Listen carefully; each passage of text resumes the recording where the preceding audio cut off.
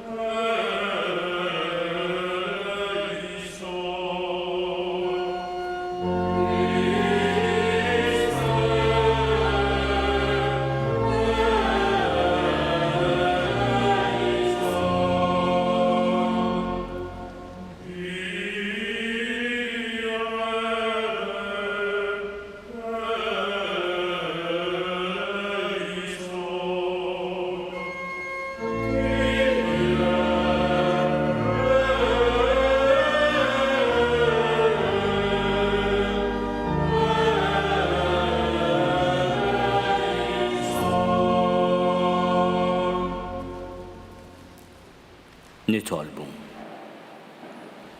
U Alla glorja tal-fidili u ħajja tal-ġusti li jibnek fdina bil-mewt u l-qawmin tiegħu.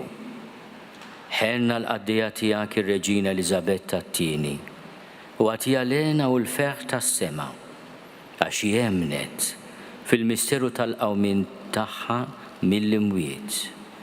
Bibnek Ġesu Kristu Sidna li hu Alla u miegħek jgħixu jistaltan fl-imkien mal-Ispiritu Santu għal dejjem ta' dejjem.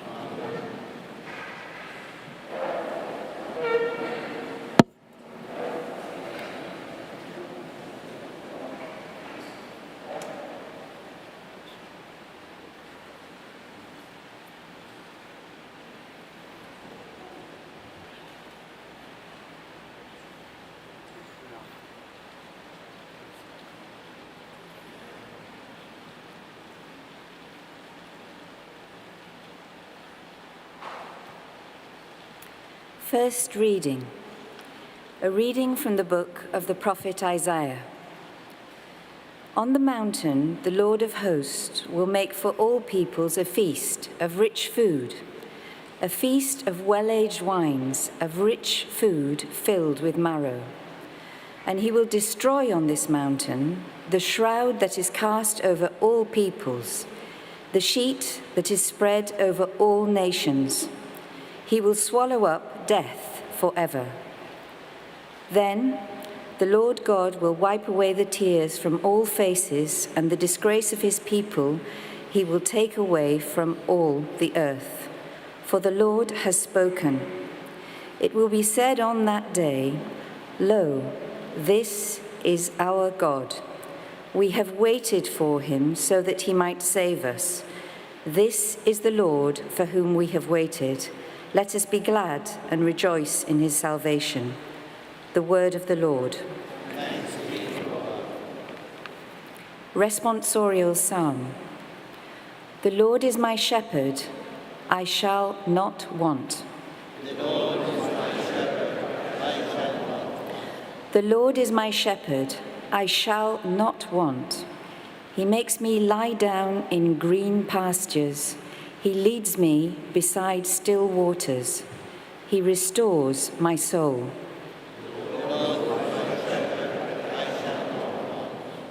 He leads me in right paths for his name's sake. Even though I walk through the darkest valley, I fear no evil, for you are with me. Your rod and your staff, they comfort me.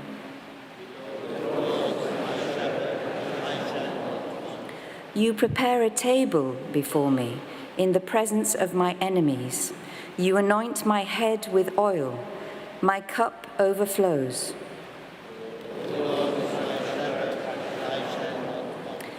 Surely goodness and mercy shall follow me all the days of my life, and I shall dwell in the house of the Lord my whole life long.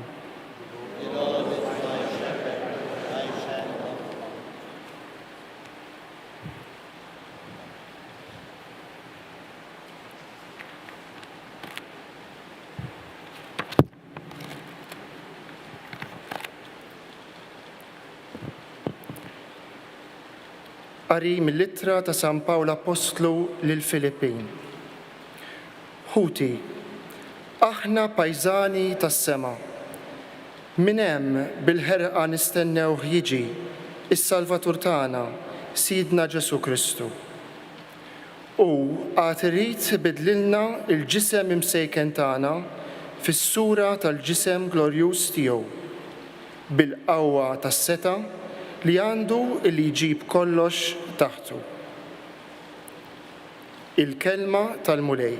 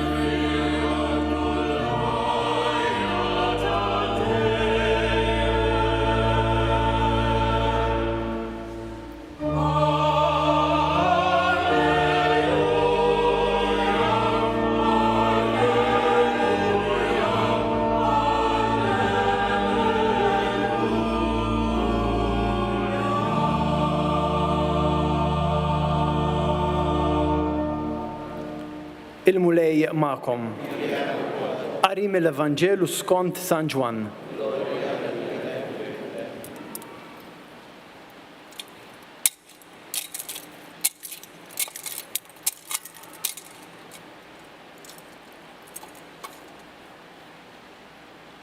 Fost dawk li telgħu biex iqimu lill-Alla fil-festa kien hemm xi Griegi. Dawn marru għand Filippu li kien minn Betsajda tal-Galilija u talbuh: Sinjur, nixtiequ naraw lil Ġesu. Filippu mar jgħid lil Indri, u mbagħad Indri u Filippu marru jgħidu lil Ġesu. U Ġesu weġibhom: Waslet is-siegħa li fiha bin il-bniedem ikun igglorifikat. Tassew ngħidilkom, jekk il-ħabba tal-qamħ ma taqax fl-art u tmut, hi tibqa' weħda. Imma jekk tmut tagħmel ħafna frott. Min iħobb lil ħajtu jitlifha, imma min jobgħod lil ħajtu f'din id-dinja iħarisha għal ħajja ta' dejjem. Jekk xi ħadd irid jaqdini u għandu jimxi warajja, u fejn inkun jien, hemm ukoll ikun il-qaddej tiegħi. Min jaqdi lili, il-missier jagħtih ġieħ. Il-kelma tal-mulej.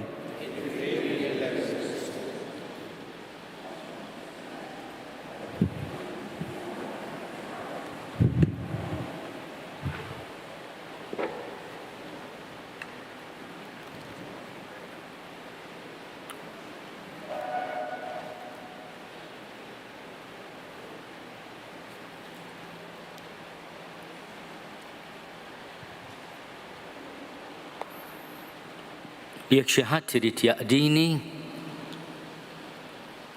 għandu jimxi warajja. Aħna nirringrazzjaw il-mulej għax-xhieda sabiħa tar-Reġina Eliżabetta II u noffru din il-Quddiesa b'suffraġġju għal ruħha. Irridu insellmu wkoll dixxiplu fidil tal-mulej. Meta fl-1953 hija tat messaġġ fl-okkażjoni ta' l-inkoronazzjoni tagħha,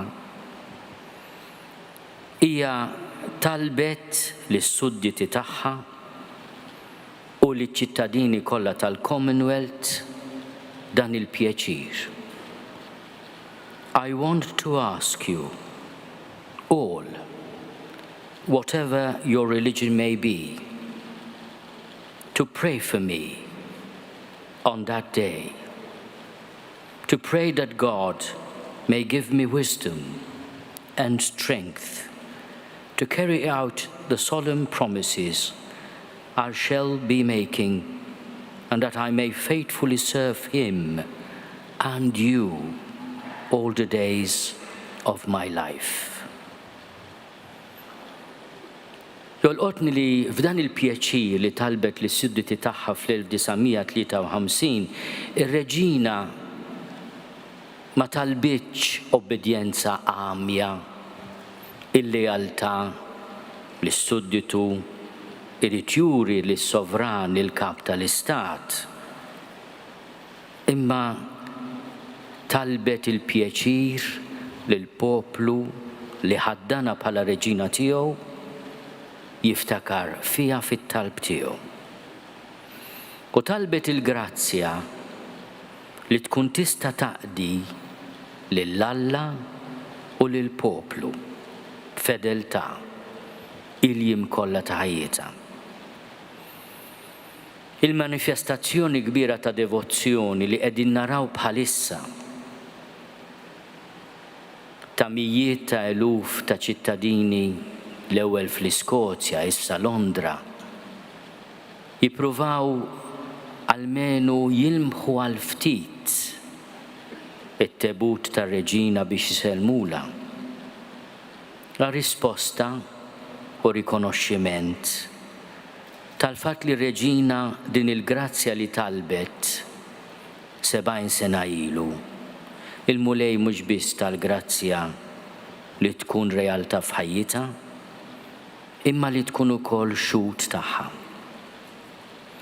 Aħna llum qegħdin ukoll mhux biss nitolbu għar-ruħa bħala nisranija magħmda bħalna, imma wkoll nirrikonoxxu li kienet xhud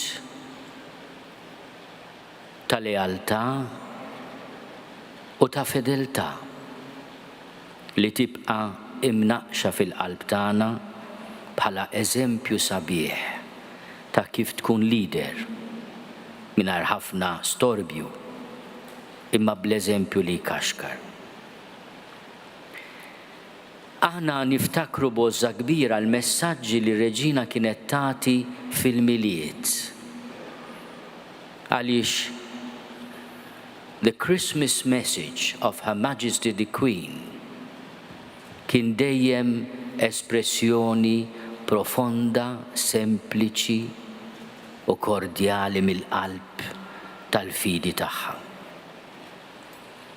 Fis-sena 2000 qalet hekk fil-messaġġ tal-miliet. To many of us, our beliefs are of fundamental importance. For me, the teachings of Christ and my own personal accountability before God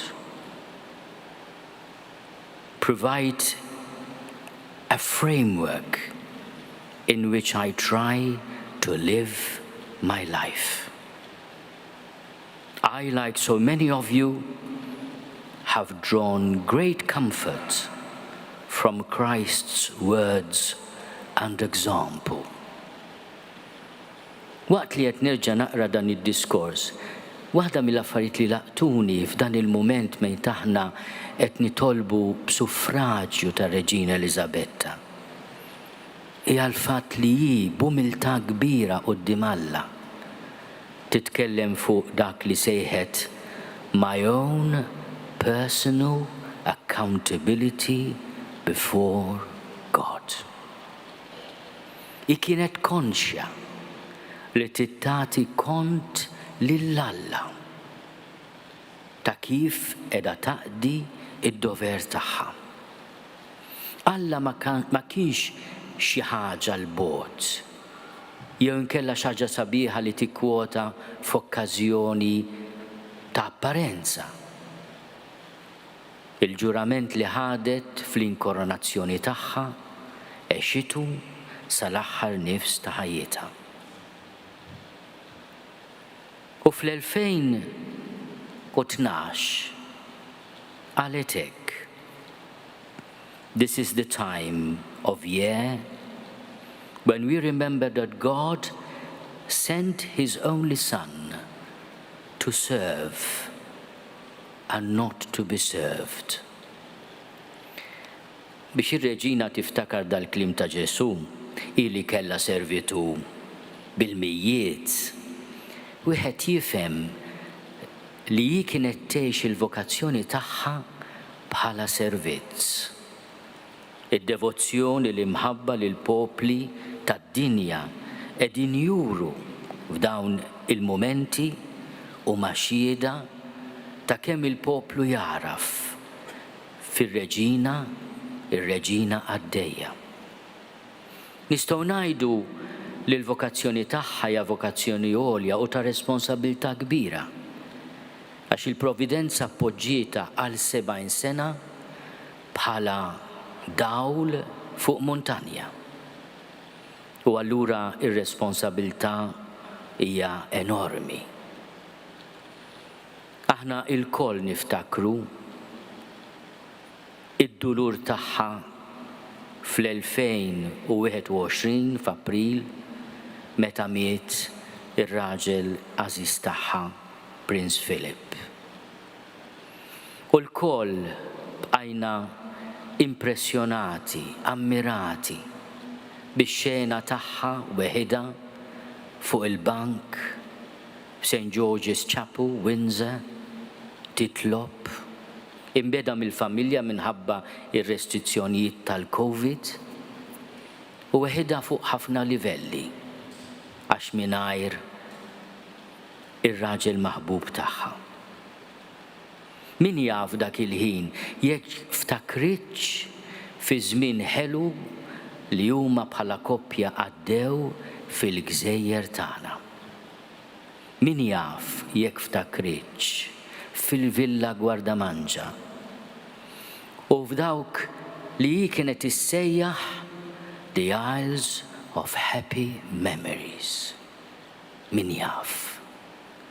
Imma aħna li llum qegħdin inselmu il-memorja tar-Reġina Eliżabetta ma nistgħux ninsew li maħniex biss nagħmlu qatt ta' korteżija għal pajjiż ħabib u li jistmana u li nistmawh.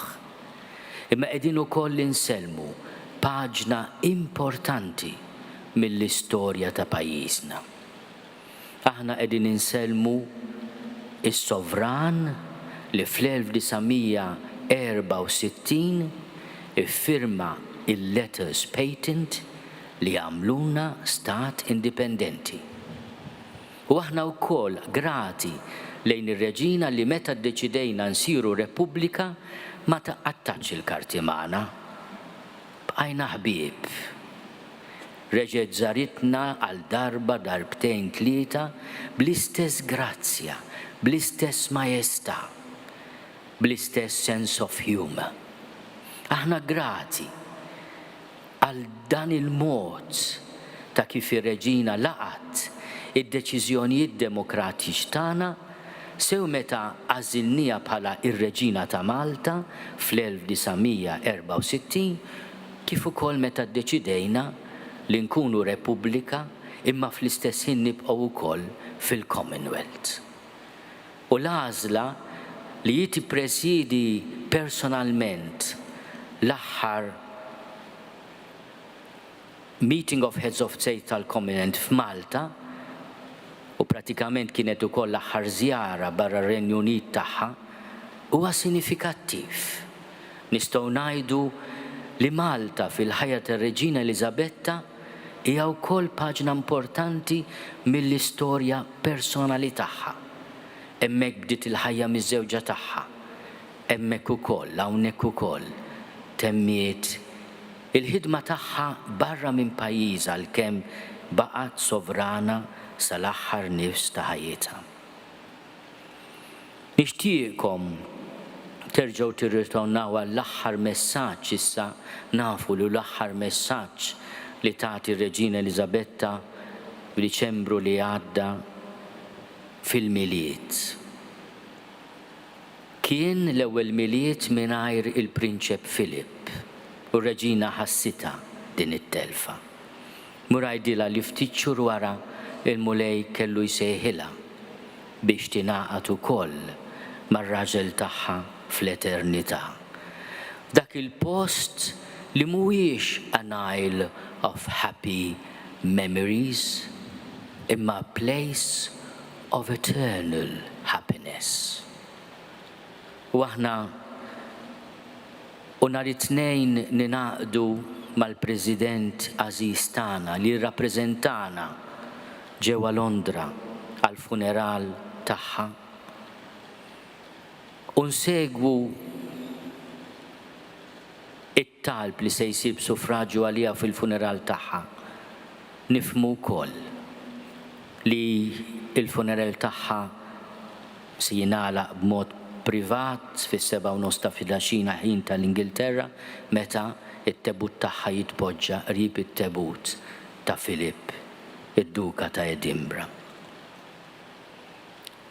Jiena nixtieq nagħlaq din it-tislima tiegħi, tislima nisranija, billi nfakkar f'espressjoni li użat ir-Reġina fil-famuż diskors minħabba l-Covid fl-2020. Kien diskors partikolari għax ir-Reġina mhux għax naf mingħajr ma rajt li 5 darbiet għamlet broadcasts straordinarji bħalma kien dak fis-70 sena ta' renju tagħha, kien ikollha il-ritmu tagħha ta' ċertu biex pronunzjamenti ma' dawn il-broadcast kienu ftit. U f'dak il-messaġġ tal-2020 minħabba l-Covid, ir-Reġina fakret broadcast ieħor li ma' oħta Margaret kienu għamlu żgħażagħ li kienu fl-1940. U dakinhar biex jagħmlu kuraġġ li tfal li kienu qegħdin jinfatmu il-familji tagħhom biex jippoġġuhom f'postijiet sikuri minħabba il-periklu tal-bombardamenti fuq Londra, kienet użat l-espressjoni "We will meet again. We will meet again."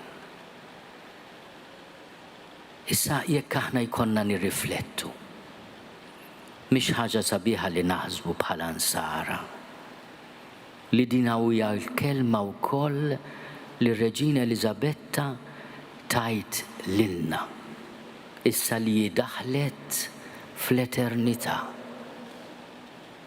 We will meet again.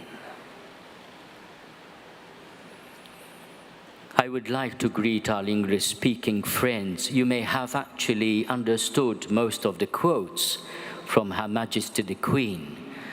They were probably the muscles of a skeleton which tried to pay tribute to the fidelity of service, the beautiful witness of discipleship we have all seen and admired in Her Majesty Queen Elizabeth.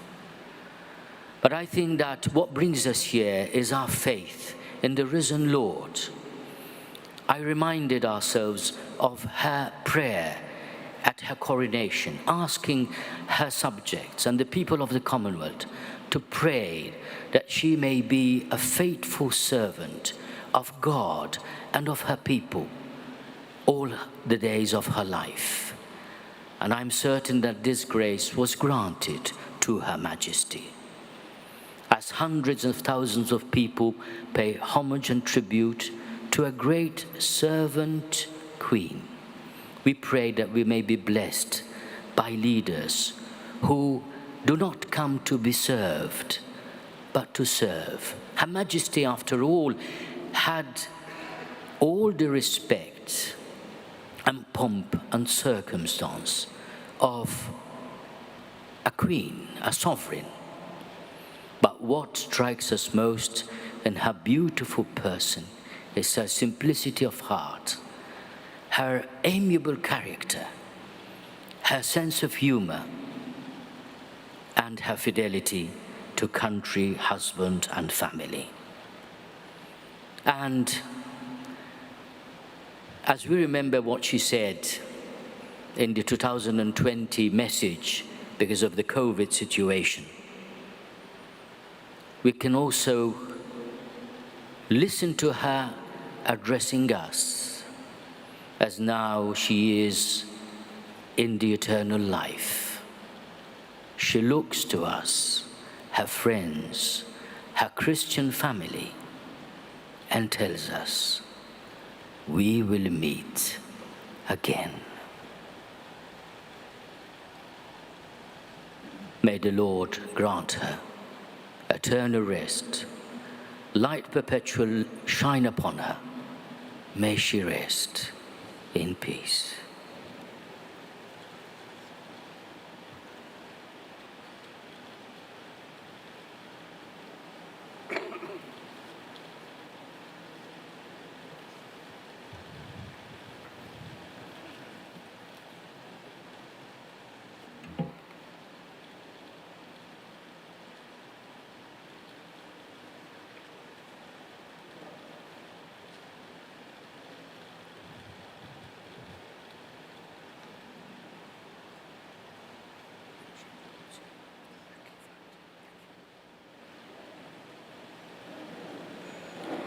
L-aħweżis imdawlin u msaħħin mill-kelma ta' Alla u bil-qawwa tal-Ispirtu tiegħu.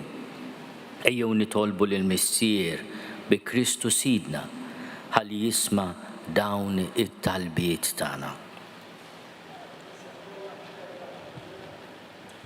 Twassal dejjem u kullimkien is-sejħa kollha mħabba tiegħek biex nissieħbu miegħek fil-ħajja ta' dejjem nitolbu. Ismana nitolbuk mulej. Għall-ordnijiet kollha tal-Knisja biex b'fehma waħda u qalb waħda bejniethom ikomplu fid-dinja l-ħidma tal-Apostli afdata lilhom minn ibnek Ġesu. Nitolbu. Ismana nitolbuk mulej.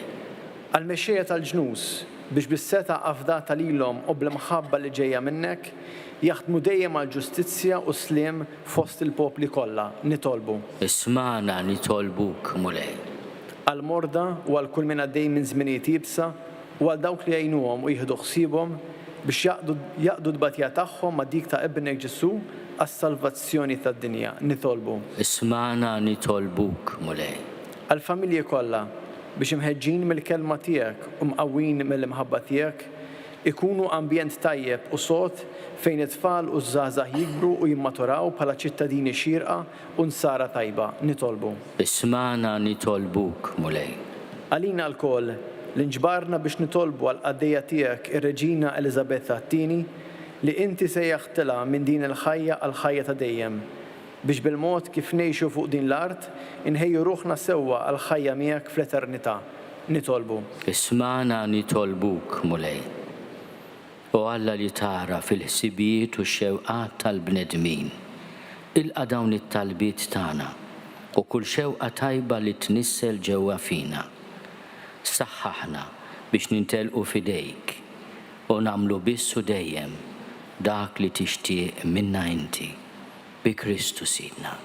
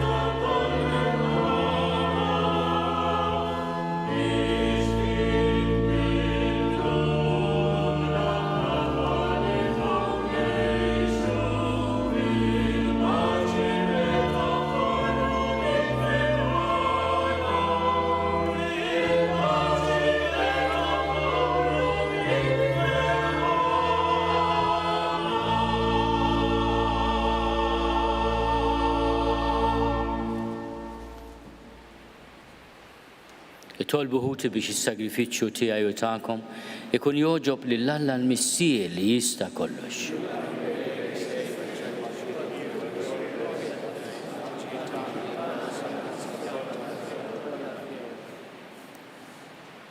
Ilqa' bislim u lej l-offerta li qegħdin nagħmlulek għall-qaddija tiegħek ir-Reġina Eliżabetta II biex bil-grazzja tiegħek tnaddafa minn dnubieta u tagħtiha ħajja ta' għena bla tmiem fil-glorja tas-sema bi Kristu Sidna. Il-mulej magħkom. Nerfgħu qlubna l fuq. Niżuħajl il-mulej Alla tagħna. Sewwa u xieraq tas-sew mulej missier qaddis Alla ta' dejjem li tista' kollox. Tajjeb u taġid tas-salvazzjoni tagħna li dejjem u kullimkien irrodulek ħajr bi Kristu Sidna biex bih feġġet għalina t-tama tal-qawmin għallena. Ek li aħna l-kemm mniktin għax nafu li għandna mmutu nitfarġu bil-weda ta' ħajja oħra li qatt ma tintemm. Għax għal dawk li jemnu fik mulej il-ħajja ma tintemx imma tinbidel u mal-mewt tal-ġisem fuq din l-art titħejja lina mara l-dejjem fis-sema. Għalhekk mal-anġli u mal-arkanġli, mat-troni mad-dominazzjonijiet, mal-tajja kollha tal-eżerċiti tas-sema, intennu l-innu tal-glorja tiegħek u ngħidu bla qiegħda.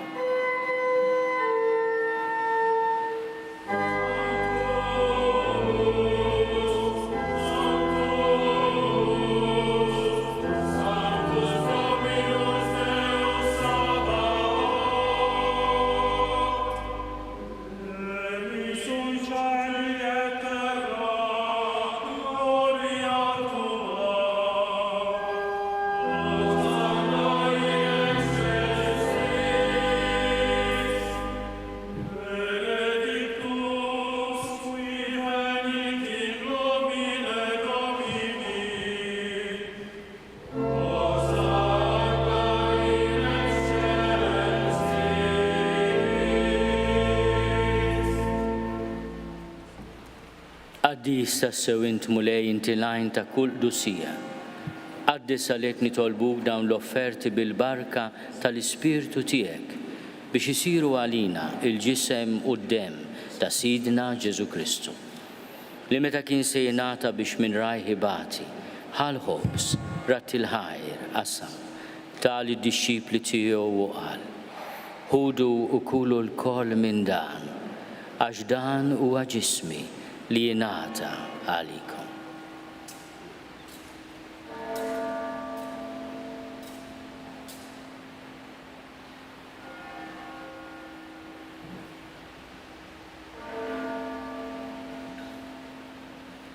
Hekk ukoll wara l-ikla ħall-kalċi reġa' ratti l-ħajr tal id-dixxipli tiegħu u qal: ħudu u jxorbu minnu l-koll, għax dan huwa l-kalċi ta' demmi tal-patt il-ġdid li jibqa' għal dejjem.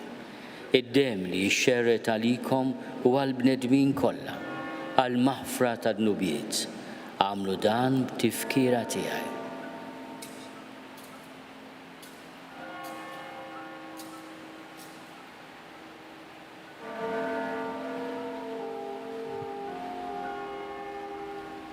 Dan hu l-misteru tal-fidi.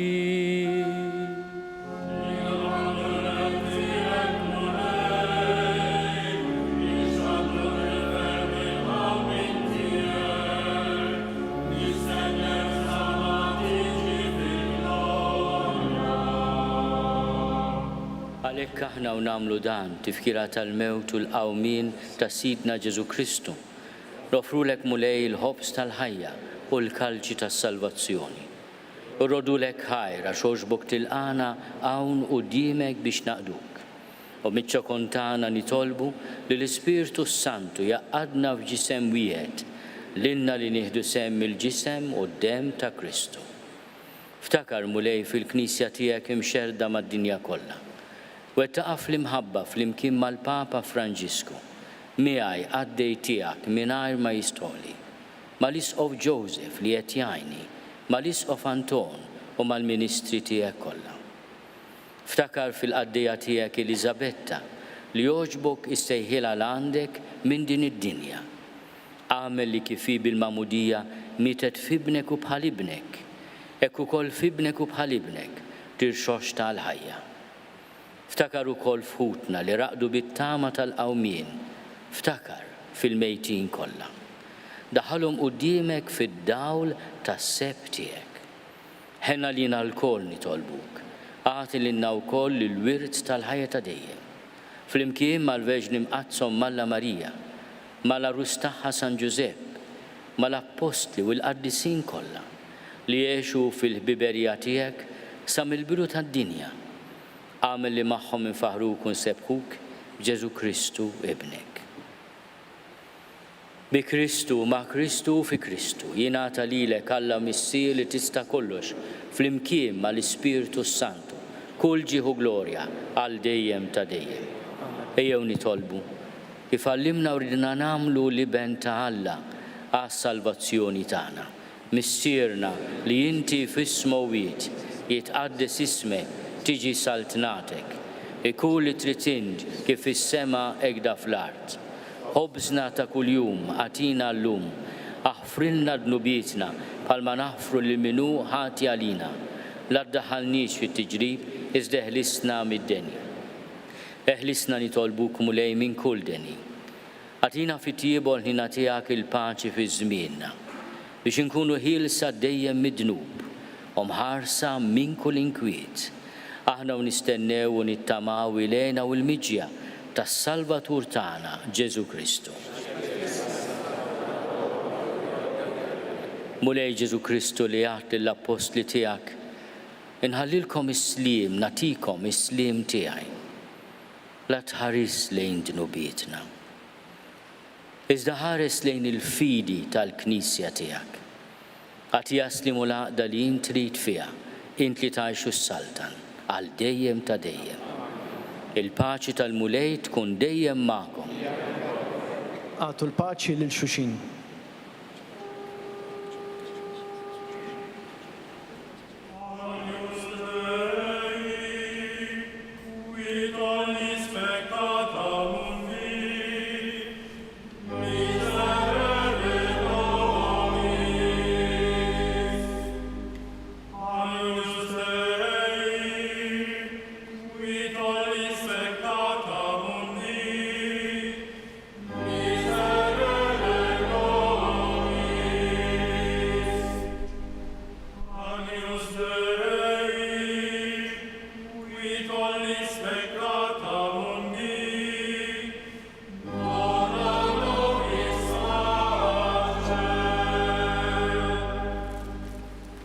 Danu l-ħaruf talla, danu li neħid nubiet tad-dinja, ħenin dawk li huma mistiedna għall-ikla tal-ħaruf.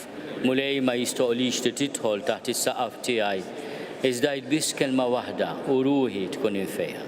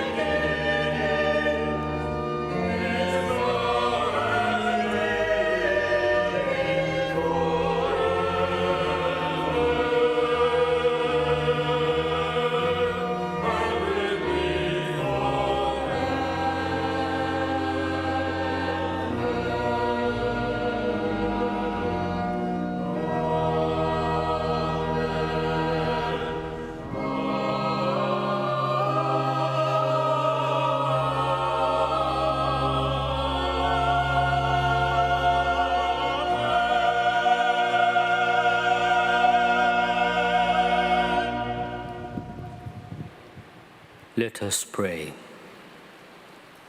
Grant, we pray, Almighty God, that your servant, Queen Elizabeth II, who has journeyed from this world, may by this sacrifice be cleansed and freed from sin, and so receive the everlasting joys of the resurrection. Through Christ our Lord. Amen. Almighty God, you are the author and sustainer of all human life. Grant that your servant Elizabeth, Queen and Head of the Commonwealth, may be forgiven her sins and rewarded with that eternal life promised to all those born again in the water of baptism and power of your Christ. Through our Lord Jesus Christ, your Son, who lives and reigns with you in the unity of the Holy Spirit, God, forever and ever. Amen.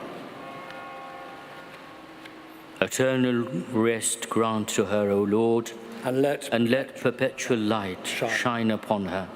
May she rest in peace. May her soul and the souls of all the faithful departed, through the mercy of God, rest in peace. Amen.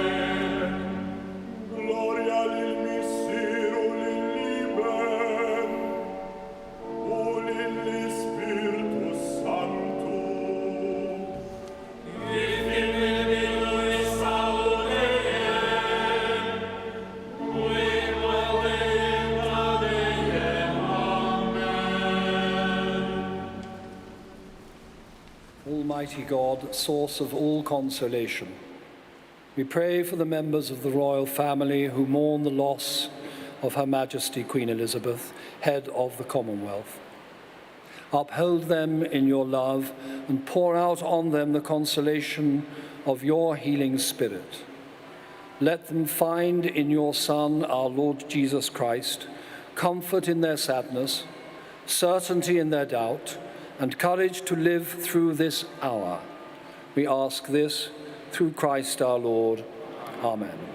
O God, to whom every human power is subject, grant to your servant, His Majesty the King and Head of the Commonwealth, wisdom in the exercise of his high office, so that always revering to you and striving to please you, he may constantly secure and preserve for the people entrusted to his care the freedom that comes from unity and peace. Through our Lord Jesus Christ, your Son, who lives and reigns with you in the unity of the Holy Spirit, God, forever and ever. Amen.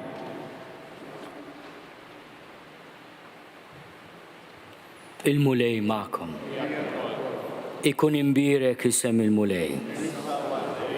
L-għajnuna tagħna f'isem il-mulej. Iberikkom Alla li jista' kollox, il-Missier u l-Iben u l-Ispirtu Santu. Morru fil-paċi ta' Kristu.